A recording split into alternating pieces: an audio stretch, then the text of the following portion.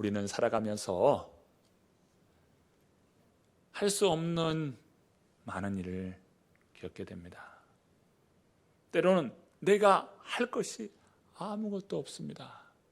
문제 앞에서 내가 뭔가 문제를 해결해야 하는데 그 문제를 해결할 능력이 없는 겁니다. 그런데 모든 것을 할 수 있는 분이 계십니다. 그분이 바로 하나님입니다. 하나님은 홍해를 가르시고요, 강성한 성 여리고성을 무너뜨리시고, 때로는 죽은 자를 일으켜 세우시는 그런 능력의 하나님이셔요. 요즘 모든 사회 기반이 컴퓨터 기반으로 되어 있습니다. 컴퓨터 없이는 할 수 있는 일이 그렇게 많지가 않아요. 모든 삶의 기반이 컴퓨터예요. 핸드폰도 컴퓨터의 기반 안에 핸드폰을 저희들이 쓰고 있죠. 그러니까 컴퓨터가 없고 핸드폰이 없는 세상은 이제 상상할 수 없는 세상이 되고 말았습니다. 우리가 컴퓨터를 쓰고 핸드폰을 쓰려면 먼저 해야 할 일이 있어요. 컴퓨터를 켜고 핸드폰을 켜고 난 다음에 무엇을 합니까? 비밀번호를 써야 되는 거예요. 비밀번호를 넣어놓고 접속해서 들어가는 겁니다. 그러니까 패스워드를 쳐서, 비밀번호를 쳐서 컴퓨터를 활용하는데,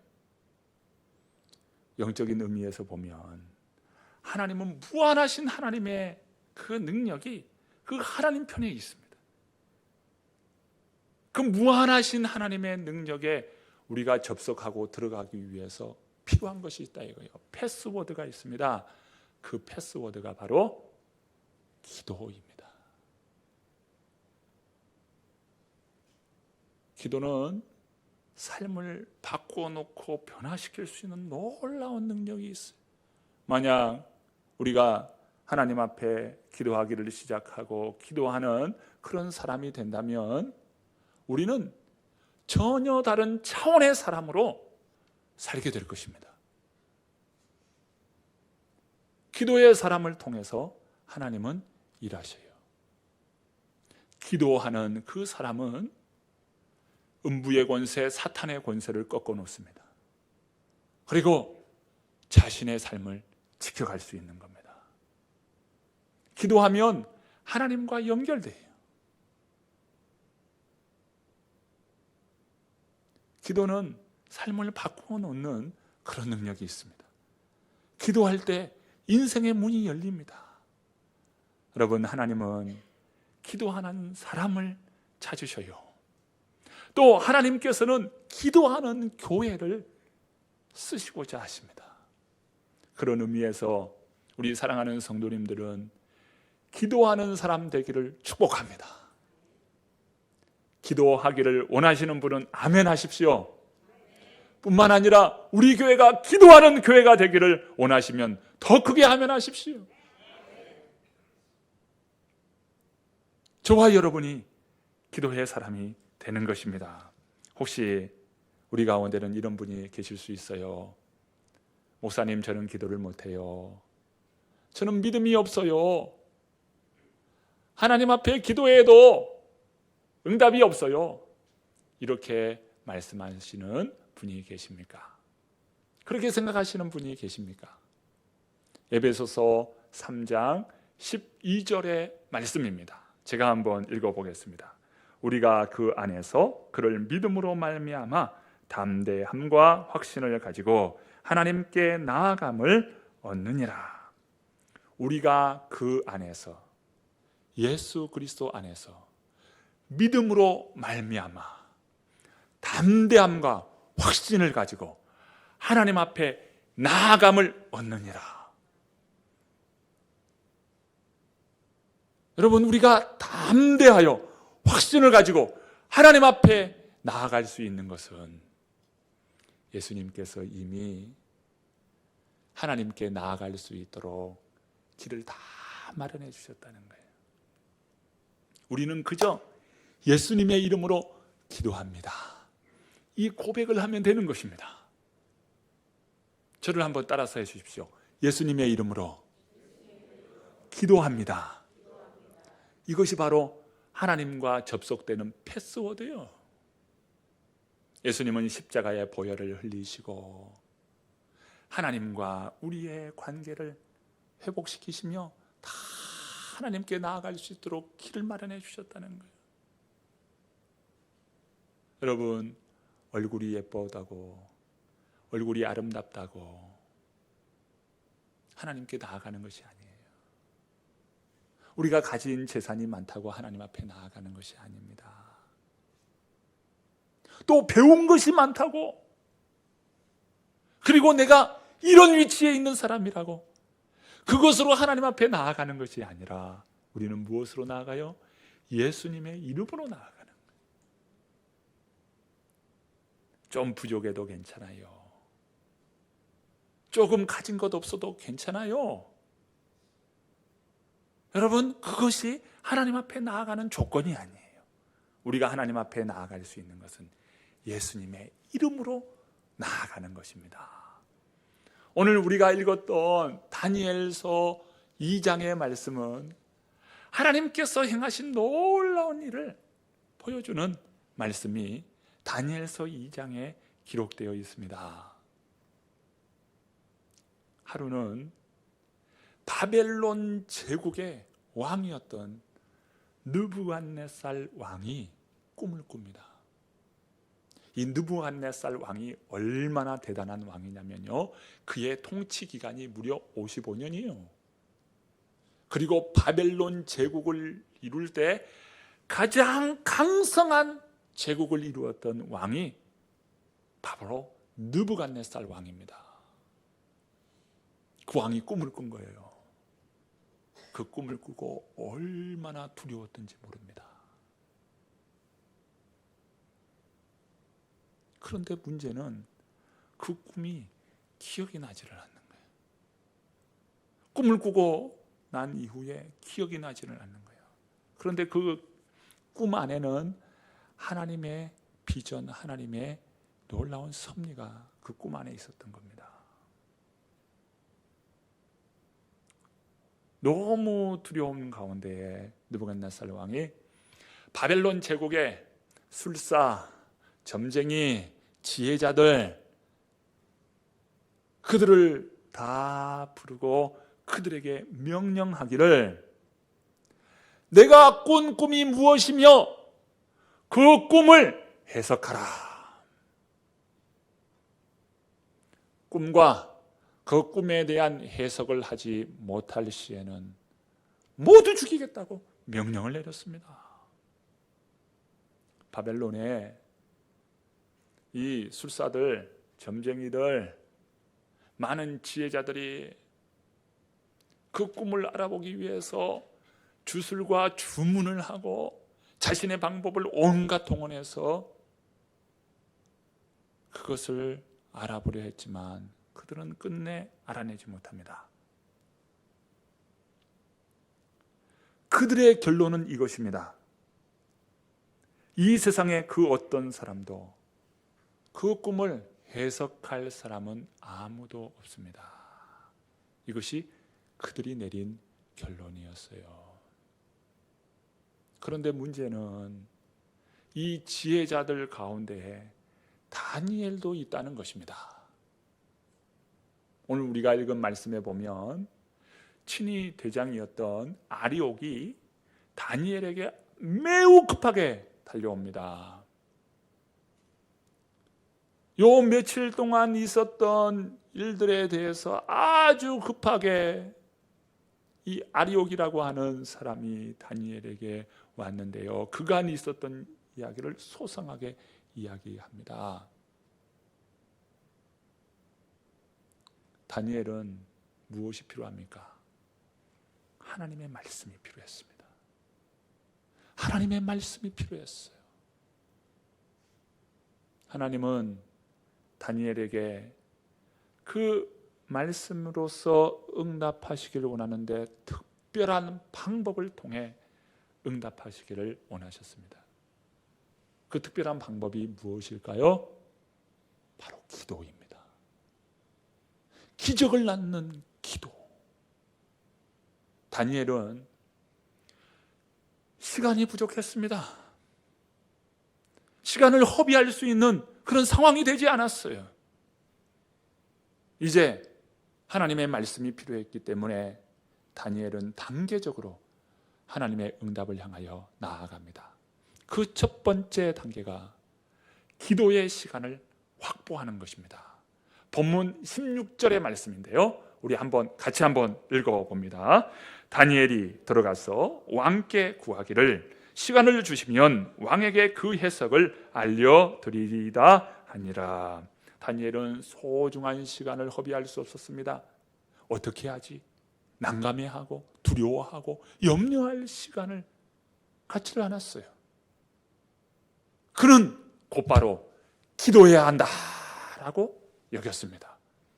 여러분, 무슨 일을 만날 때 지금이야말로 기도할 때다. 여러분, 이것이 아는 것이 굉장히 중요합니다. 그렇다면 다니엘이 기도해야지 이렇게 마음먹은 것은 무슨 이유 때문일까요? 기도가 그만큼 중요하다는 겁니다. 기도의 중요성을 안 것이에요. 먼저는 기도의 중요성을 알아야 합니다. 하나님께서 우리로 하여금 기도할 때 은혜를 베푸시고 긍휼을 베푸시고 그 인생의 문제를 해결해 주신다라고 하는 바로 기도의 중요성을 인식하는 겁니다. 여러분, 저와 여러분은 기도가 중요하다라고 하는 것을 알 수 있기를 축복합니다. 기도가 중요하구나. 기도해야 되겠구나. 기도가 중요하지. 기도가 중요하지. 지금 기도할 때지. 이것을 아는 것이 중요한 거예요.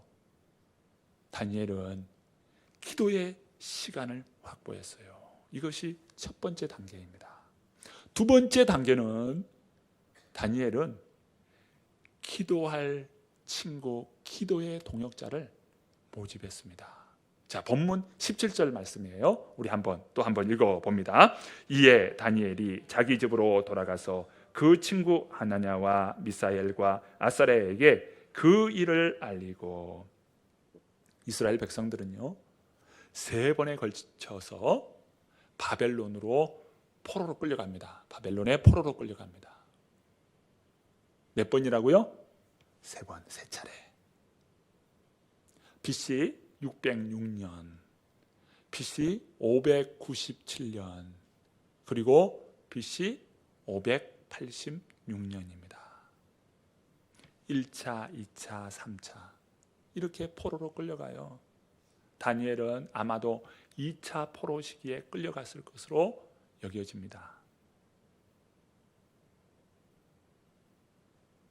이 다니엘이에요. 그때 끌려간 사람이 무려 약 5만 명 정도 됩니다. 5만 명. 5만 명의 사람들이 바벨론으로 포로로 끌려가는 거예요. 이 포로로 잡혀가는 사람들은 어떤 사람이었냐면 이스라엘 그 사회 안에서 유력하고 지혜 있는 자들입니다. 그러니까 뭐 밭에서 일하는 사람들, 또 어린아이, 뭐 노인, 이런 층들이 아니고 지혜 있는 젊은 청년들을 중심으로 끌려갔어요. 아주 유력한 사람, 지혜 있는 그런 것을 통해서 이게 다 검증된 사람을 끌어갔어요. 그 5만 명입니다. 5만 명. 그런데 다니엘은 그 5만 명 중에 기도 동역자를 부르는데 하나냐, 미사엘, 아사랴. 몇 명이에요? 3명이에요. 그 5만 명의 사람들이 있지만 3명의 사람들만 다니엘은 기도 부탁을 했어요. 왜 3사람이었을까? 그 3사람은 기도에 검증된 사람이었습니다. 기도하는 일에 검증된 사람, 그 사람들에게 기도 부탁을 하고 함께 이 일을 위하여 기도했어요. 여러분, 혹시 누군가가 우리 성도님들에게 기도를 요청하신다면 여러분 꼭 기도해 줄 수 있기를 바랍니다. 뭐 기도를 잘하고 못하고 기도의 능력이 있고 없고가 중요한 것이 아니고, 기도를 부탁한다면 여러분 기도해 주십시오. 기도는요 최고의 선물이에요. 놀라운 하나님의 은혜의 선물입니다. 그것이 바로 기도예요. 기도가 얼마나 중요합니까? 우리는 기도하는 동역자들과 함께 순수한 마음으로 기도해야 합니다. 기도의 동역자들과 함께 기도하는 거예요. 여러분, 기도의 동역자들과 함께 기도하기를 원하시는 분들은 아멘 할 수 있기를 바랍니다. 우리는요 기도의 동역자들과 함께 기도하는 것이에요. 자, 다니엘은 시간을 확보했고 기도의 동역자들과 함께 기도하기를 시작했습니다. 이제 3번째 단계예요. 기도를 하는데 다니엘은요 낮부터 밤까지 간절히 기도합니다. 이것은 무엇일까요? 기도의 응답이 올 때까지 간절히 기도하는 다니엘의 모습을 볼 수가 있습니다. 자, 본문 19절의 말씀인데요, 우리 한번 읽어봅니다. 함께 읽습니다. 이에 이 은밀한 것이 밤의 환상으로 다니엘에게 나타나 보임에 다니엘이 하늘에 계신 하나님을 찬송하니라.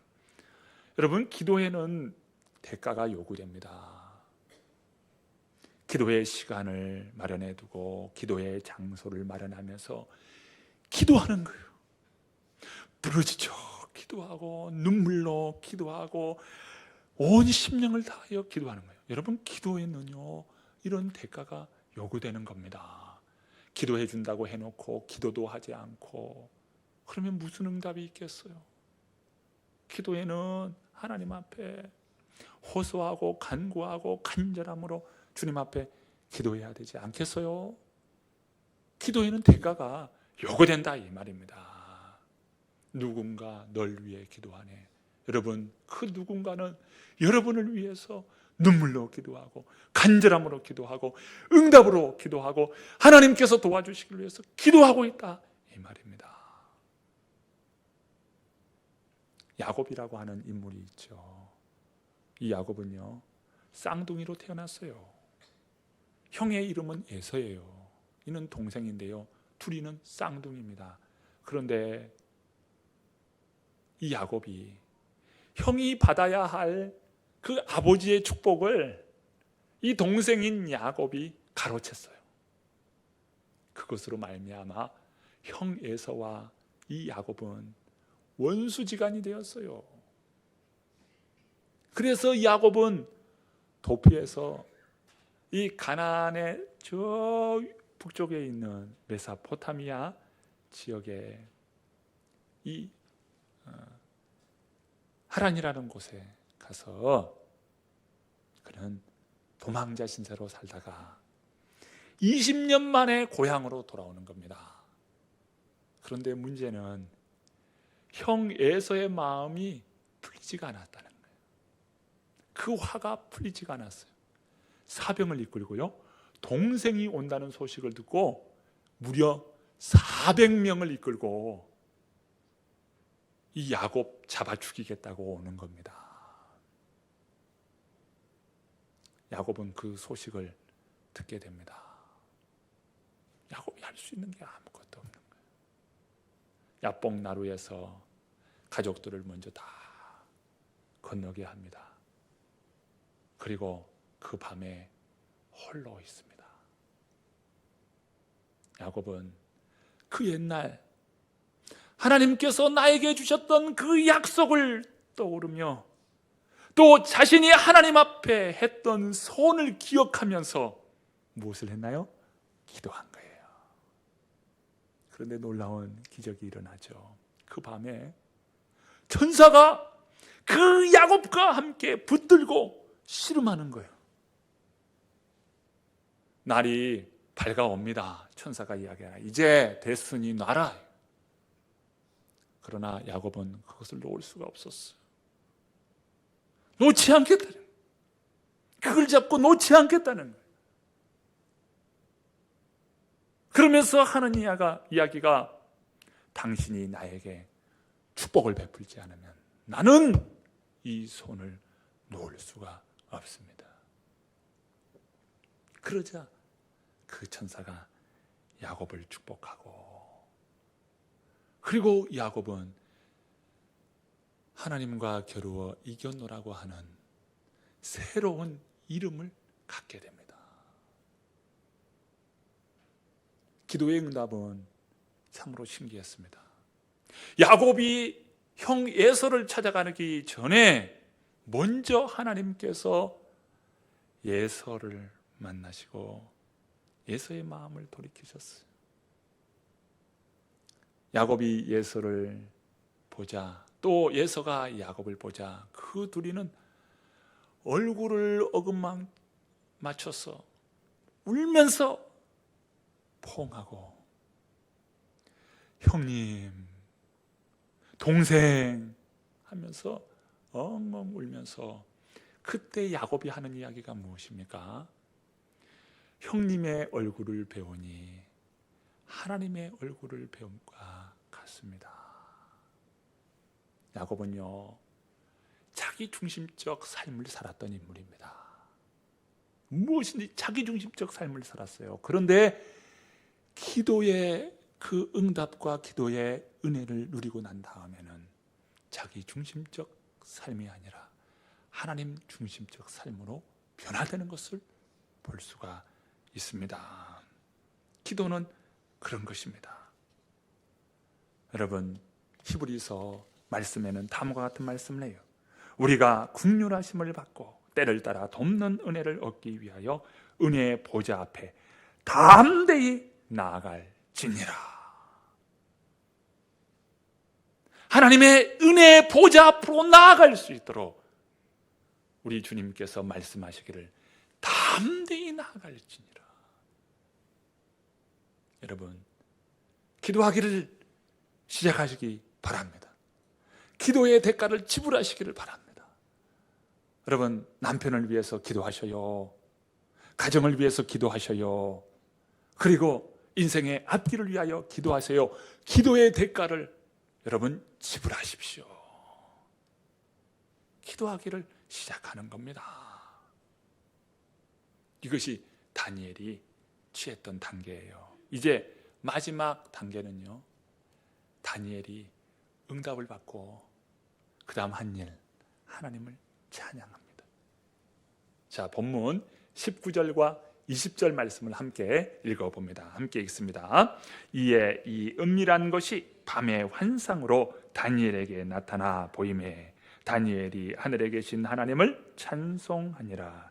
다니엘이 말하여 이르되 영원부터 영원까지 하나님의 이름을 찬송할 것은 지혜와 능력이 그에게 있음이로다.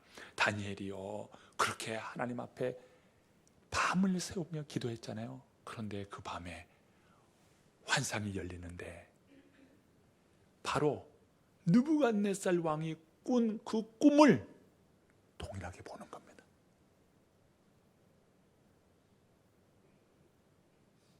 그러면서 다니엘이 한 일이 무엇입니까? 오늘 본문 19절 보세요.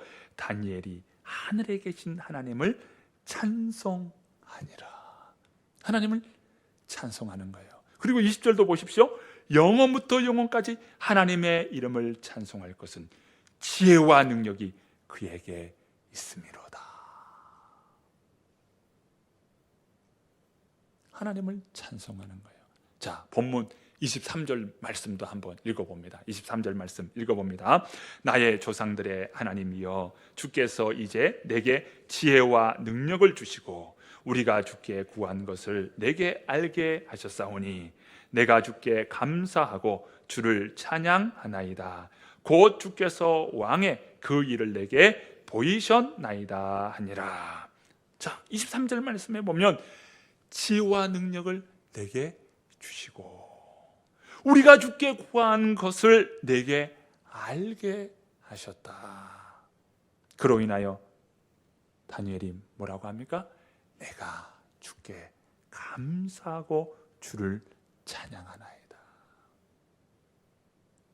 다니엘은 응답을 위해서 기도하고 찬양했어요. 기도하고 찬양하는 것, 이것이 바로 하나님의 응답을 이루어내는 놀라운 영적 비밀이라는 겁니다.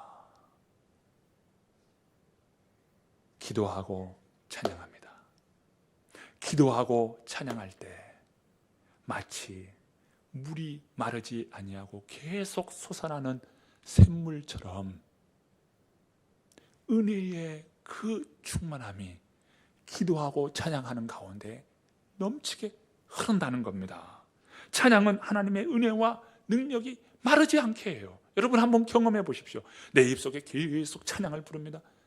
내 심령에 그 하나님의 은혜가 마르지 아니하는 그 샘물처럼 계속 솟아나는 것을 경험하게 될 것입니다. 이번 주 토요일에 우리는 초청 찬양 집회를 합니다. 우리 교회가 무슨 찬양 집회를 얼마나 해봤겠어요. 그런데 특별한 순서를 가지고 이 찬양 집회를 합니다. 엘린 미니스트리, 하일 중창단 이분들이 와서 찬양을 인도하고, 왜 이러한 시간들을 마련하는 겁니까? 여러분, 우리가 하나님을 마음껏 찬양하자는 거예요. 하나님의 은혜, 하나님의 놀라운 그 능력의 역사함이 내 안에 마르지 않고 충만한 것을 여러분 그 찬양의 시간으로 경험하자는 겁니다. 찬양할 때 어두운 사탄의 마귀가 묶여서 떠나가는 것을 보게 됩니다. 인생이 묶여있는 것으로부터 풀어지는 은혜를 경험합니다. 그리고 하나님께서 나를 사랑하시고 나를 통해서 놀라운 일을 행하심을 그 찬양 중에 경험하게 됩니다. 찬양은 그런 것입니다. 여러분, 하나님을 찬양할 때 마음껏 우리 하나님을 찬양하는 저와 여러분 되기를 바랍니다. 그런 의미에서 이번 토요일 오후 4시는요 누구를 위한 찬양 집회 시간입니까? 저와 우리 성도님들을 위한 찬양 집회예요. 우리 성도님들이 다 참여할 수 있기를 바랍니다. 참여하실 분은 아멘 하셔요? 자신 있게 아멘 하셔요? 네, 참여하셔요. 우리 다음 세대에게도 제가 부탁을 했습니다. 우리 다음 세대에 우리 학생들도 찬양 집회에 참여하도록 하라. 왜요?